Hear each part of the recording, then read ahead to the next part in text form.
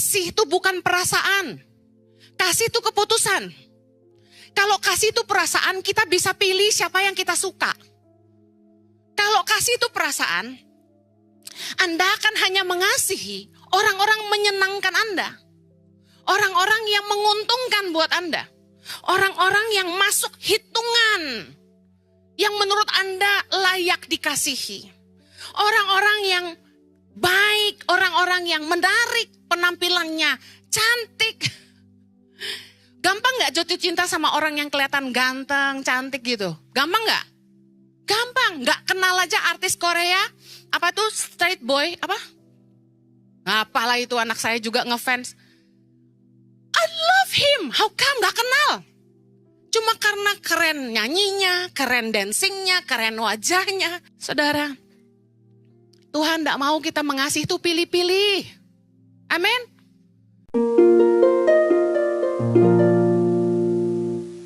Tema bulan Februari ini tentang kasih dan saya akan khotbah tentang mengasihi tanpa kepentingan. Lukas 10, kita akan belajar dari Yesus tentang apa yang Yesus ajarkan. Dalam Lukas 10 ayat 25 sampai 37, jangan ada yang tidak baca firman, kita baca sama-sama agak panjang. Orang Samaria yang murah hati, ayat 25. Pada suatu kali berdirilah seorang ahli Taurat untuk mencobai Yesus, katanya, Guru, apa yang harus kuperbuat untuk memperoleh hidup yang kekal? Jawab Yesus kepadanya, apa yang tertulis dalam hukum Taurat? Apa yang kau baca di sana? Jawab orang itu, kasihilah Tuhan Allahmu dengan segenap hatimu dan dengan segenap jiwamu dan dengan segenap kekuatanmu, dengan segenap akal budimu, dan kasihilah sesamamu manusia seperti dirimu sendiri. Kata Yesus kepadanya, jawabmu itu benar, perbuatlah demikian, maka engkau akan hidup. Ayat 29. Tetapi untuk membenarkan dirinya, orang itu berkata kepada Yesus, dan siapakah sesamaku manusia? Ayat 30. Jawab Yesus, ada seorang yang turun dari Yerusalem ke Yeriko. Ia jatuh ke tangan penyamun-penyamun yang bukan saja merampoknya habis-habisan, tetapi yang juga memukulnya, dan yang sesudah itu pergi meninggalkannya setengah mati. Kebetulan ada seorang imam turun melalui jalan itu. Ia melihat orang itu, tetapi melewatinya dari seberang jalan. Ayat 32. Demikian juga seorang Lewi datang ke tempat itu. Ketika ia melihat orang itu, ia melewatinya dari seberang jalan. Lalu datang seorang Samaria yang sedang dalam perjalanan ke tempat itu. Dan ketika ia melihat orang itu, tergeraklah hatinya oleh belas kasihan. Ayat 34. Ia pergi kepadanya, lalu membalut luka-lukanya. Sesudah ia menyirami dengan minyak dan anggur. Kemudian ia menaikkan orang itu ke atas keledai tunggangannya sendiri. Lalu membawanya ke tempat penginapan dan merawatnya. 35. Keesokan harinya ia menyerahkan 2 dinar kepada pemilik penginapan itu. Katanya, rawatlah dia, dan jika kau belanjakan lebih dari ini, aku akan menggantinya waktu aku kembali. Siapakah di antara ketiga orang ini menurut pendapatmu adalah sesama manusia dari orang yang jatuh ke tangan penyamun itu? Jawab orang itu, orang yang telah menunjukkan belas kasihan kepadanya. Kata Yesus kepadanya, pergilah dan perbuatlah demikian. Luar biasa. Yesus itu menjelaskan lewat cerita. Ketika Yesus ditanya oleh ahli Taurat yang mencobainya, dalam ayat 29, siapakah sesamaku manusia? Pelajaran pertama yang Yesus mau ajarin gini. Manusia itu seringkali dalam mengasihi itu milih-milih. Yesus menceritakan tentang orang Samaria yang murah hati yang justru menunjukkan belas kasihannya. Yesus sengaja menggunakan 3 macam orang dalam kisah ini. Yang pertama seorang imam. Anda tahu imam adalah kepala agama orang Yahudi, pemimpin agama. Seorang Lewi yang kedua adalah orang Yahudi yang hidupnya itu hanya belajar Taurat, tidak bekerja sekuler.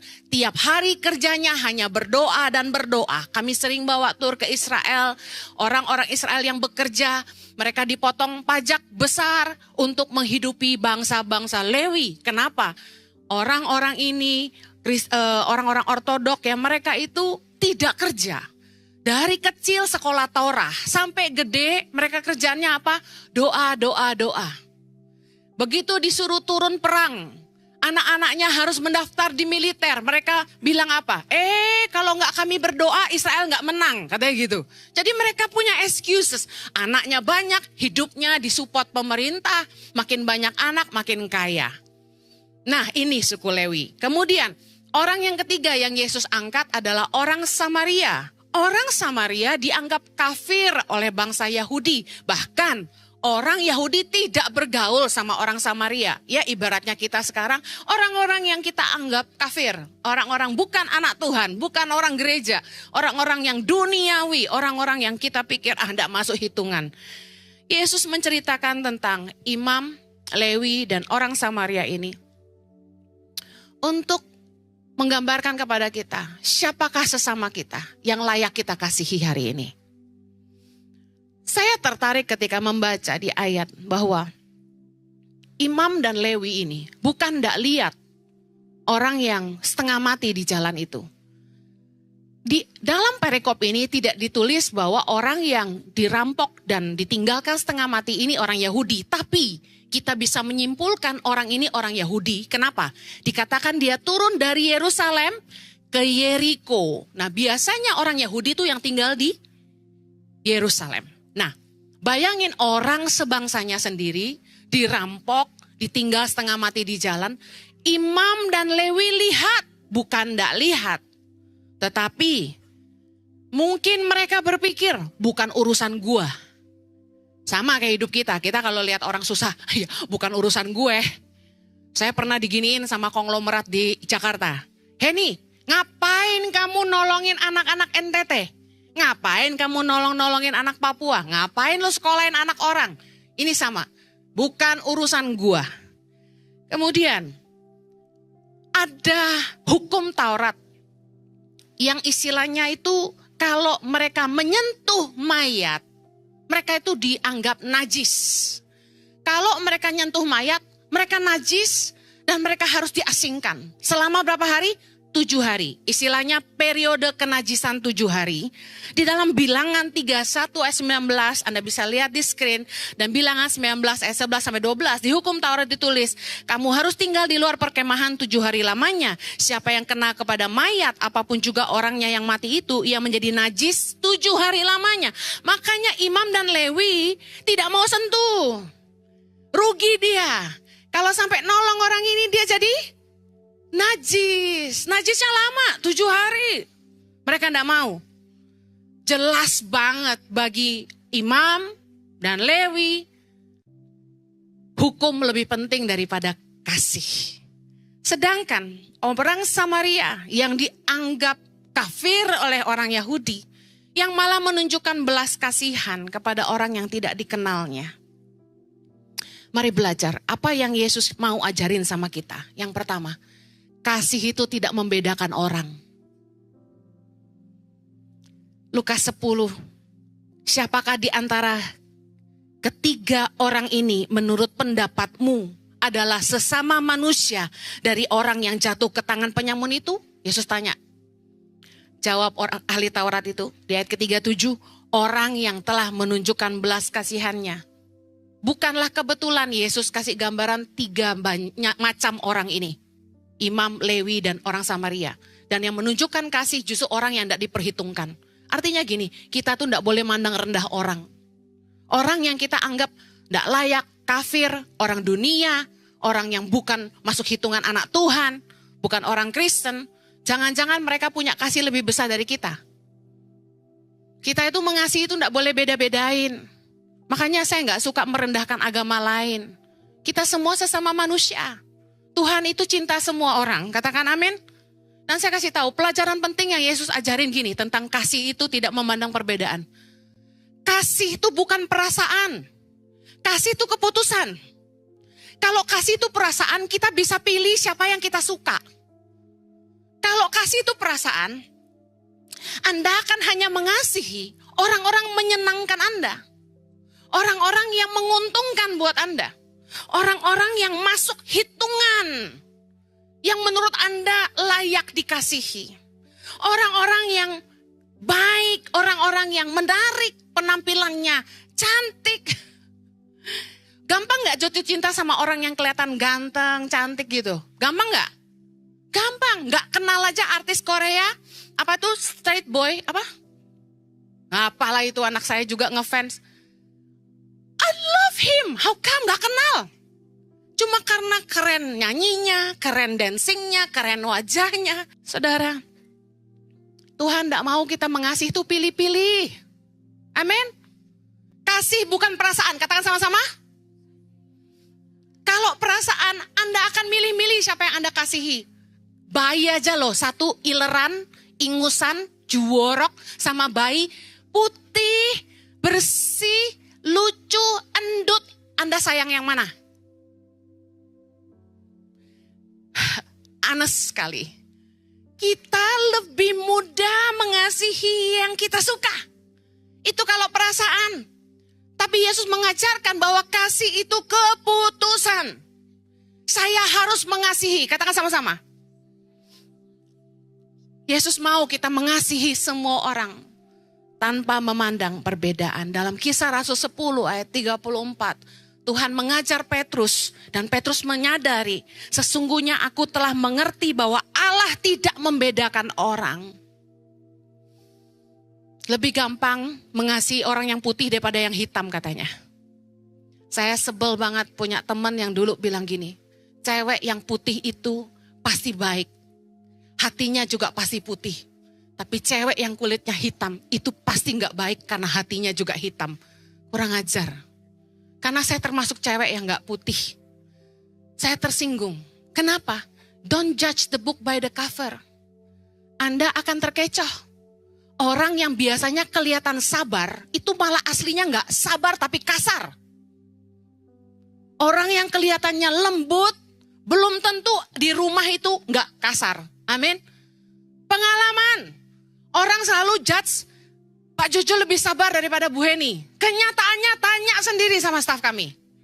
Ayo. Orang always judge the book by the cover. Yang kelihatan gahar dipikir kasar. Yang kelihatan wajahnya menyeramkan dipikir kejam. Padahal banyak loh preman-preman yang badannya gede, tatoan, hatinya tweety.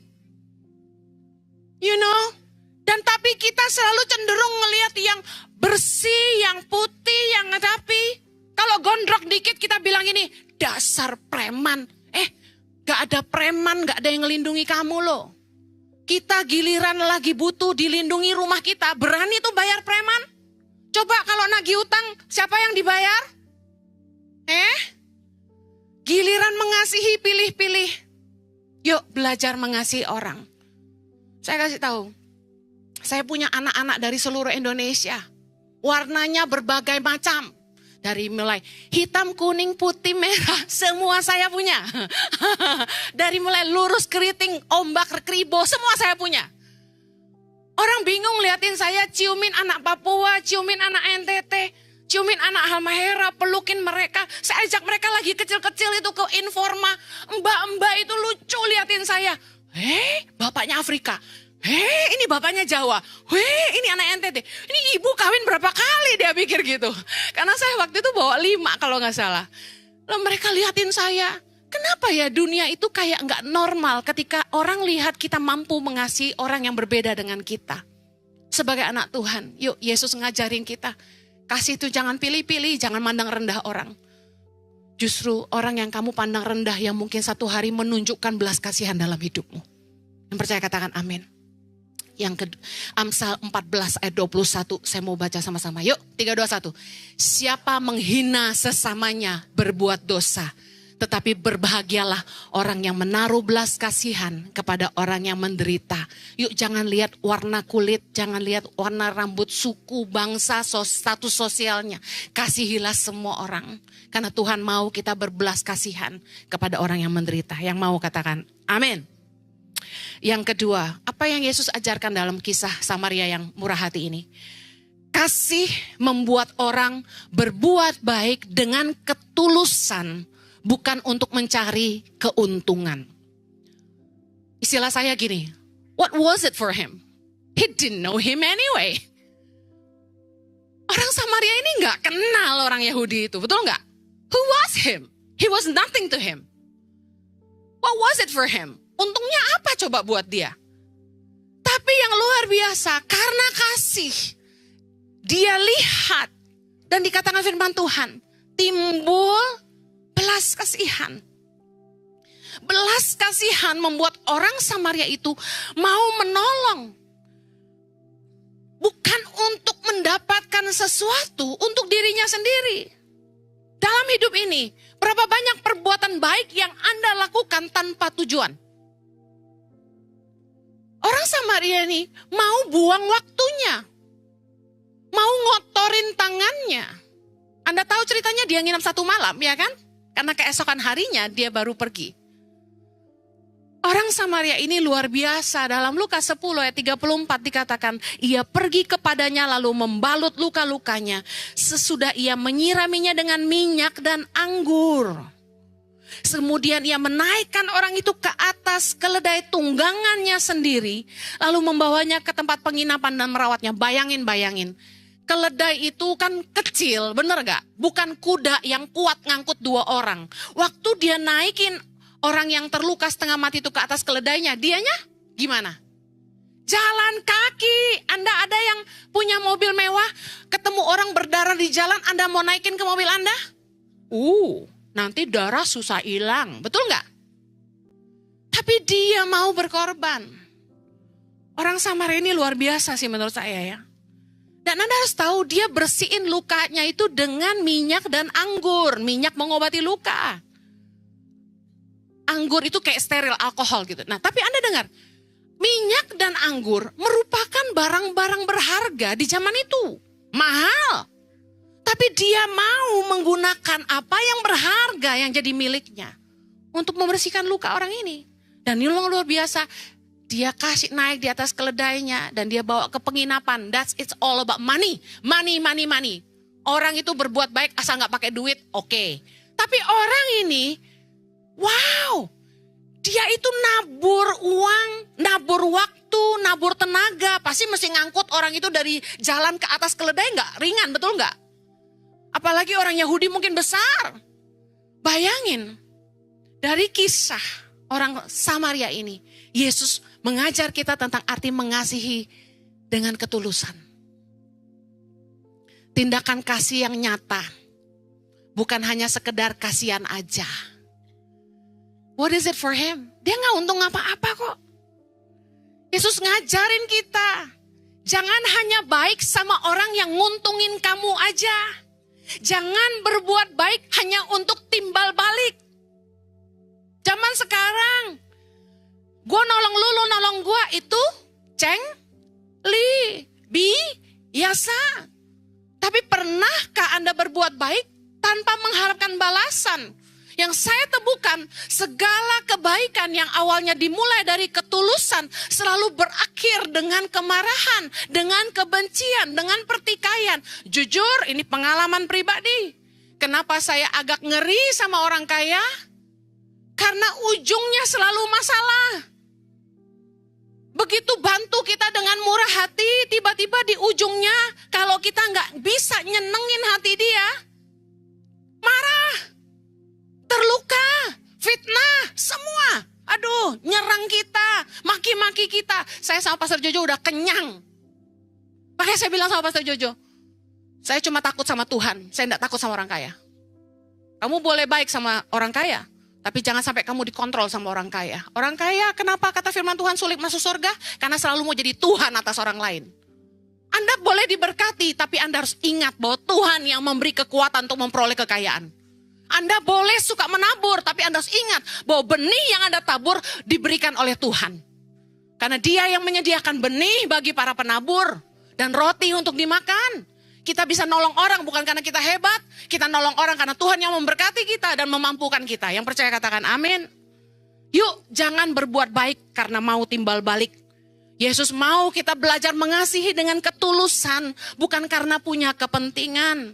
1 Korintus 10 ayat 24 dikatakan jangan seorang pun yang mencari keuntungannya sendiri, tapi hendaklah tiap-tiap orang mencari keuntungan orang lain.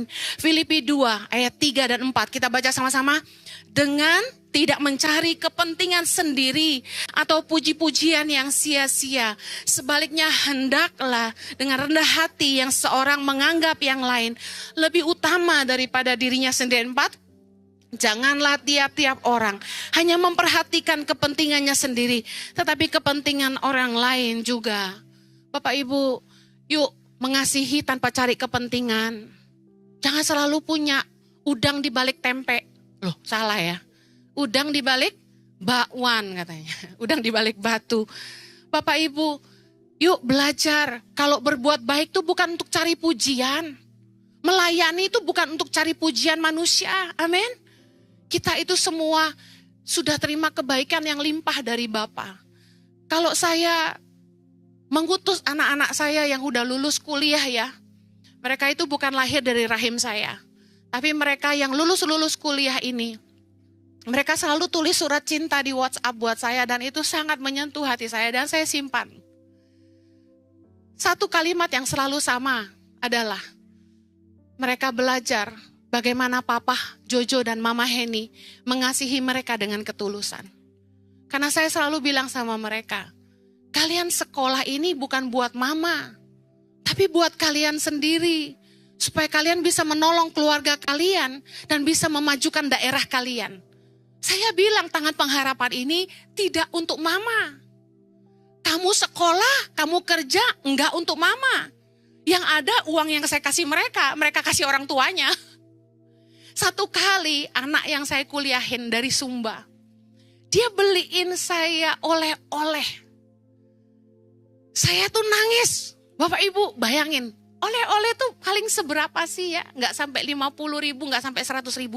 Saya nangis Bapak Ibu. Kenapa? Karena dari dia kecil sampai dia besar saya nabur buat dia. Tapi enggak banyak anak-anak yang ingat memberkati orang tuanya. Dan saya tuh nangis karena apa? Karena selama dari dia kecil sampai besar kemanapun saya pergi saya enggak pernah lupa beliin oleh-oleh Bapak Ibu. Dan ketika mereka pergi dan mereka pulang bawa oleh-oleh tuh saya nangis. Karena saya tulus mengasihi mereka, saya enggak harap mereka urus saya di masa tua.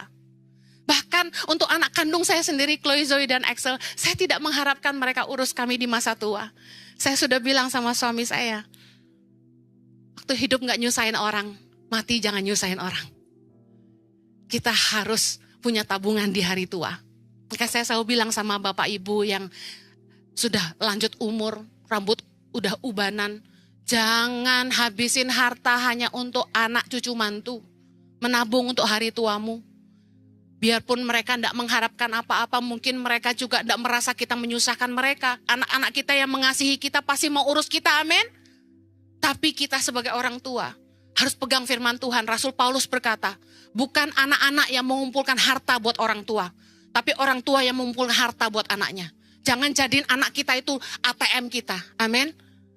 Hidup mati kita harus jadi berkat. Yang mau katakan amin. Yang terakhir, Yesus mengajari kita dalam kisah Samaria yang murah hati ini. Kasih membuat orang tidak bisa membiarkan.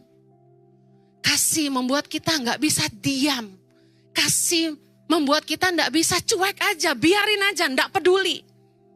Lukas 10 ayat 31 sampai 33 tadi. Kalimat yang sama terulang 3 kali. Seorang imam turun, ia melihat orang itu melewatinya dari seberang jalan.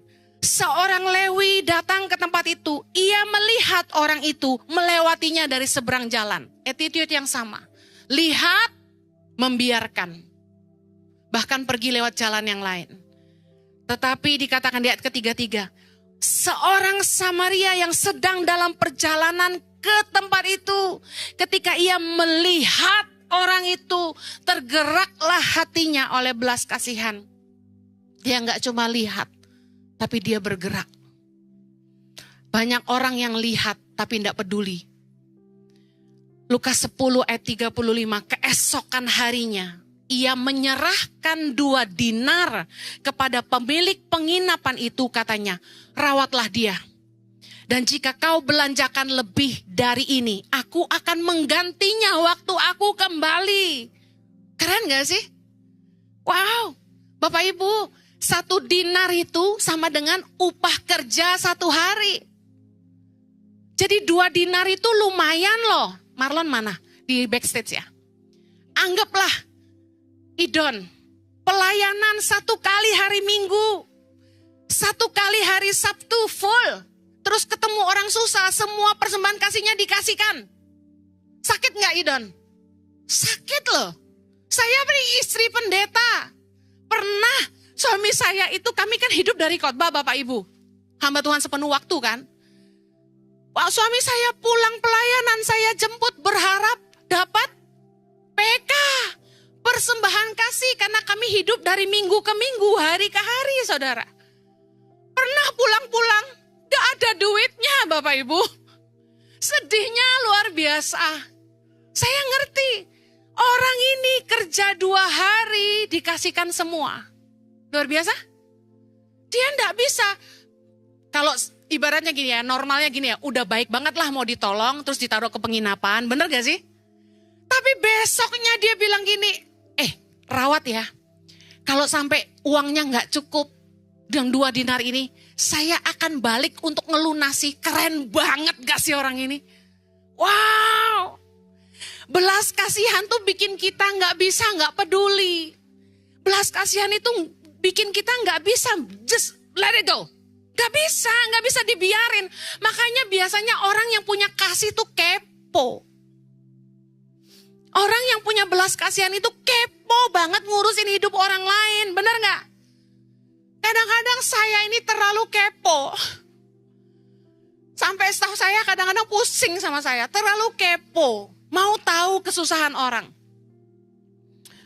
Kasih membuat kita tidak bisa membiarkan. Kasih membuat kita mengambil tanggung jawab atas derita orang lain.